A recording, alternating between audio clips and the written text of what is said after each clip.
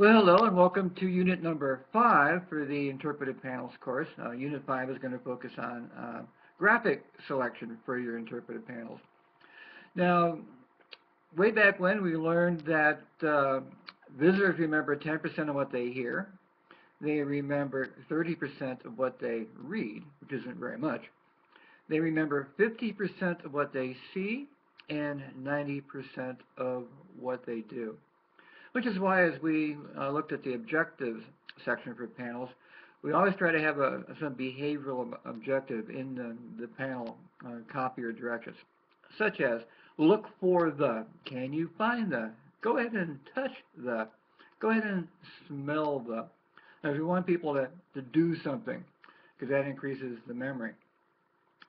So with the graphics, it's amazing how a lot of panels have graphics that don't really accomplish anything. They're just there to make the panel look pretty, as opposed to graphics that were selected because they were selected to accomplish a specific emotional objective or a specific behavioral objective, or to help support the learning objective.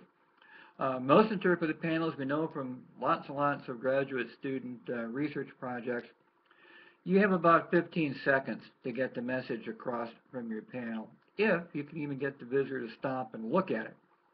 And that's part of the provocative header and the graphic that has the attraction power for the panel.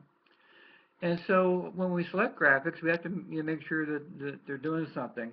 Graphics are an important part of a panel. We don't want to have graphic overload, but we just want to have the right number. Remember, 15 seconds is what you got. So in this assignment, I'd like you to, if you have a couple of interpretive panels that you've done, send me a picture of them and explain how the graphics you used in those panels were used to accomplish a specific objective, and if you think that it actually did accomplish the objectives, and how you know that. And in case you don't have interpretive panels at your site or agency that you've done, I've also given you a panel. The panel is not an interpretive panel. It's an informational panel. And for your assignment as an option, you can tell me how you might redo the panel with different graphics that might make the panel and its concept more powerful, but more importantly, memorable.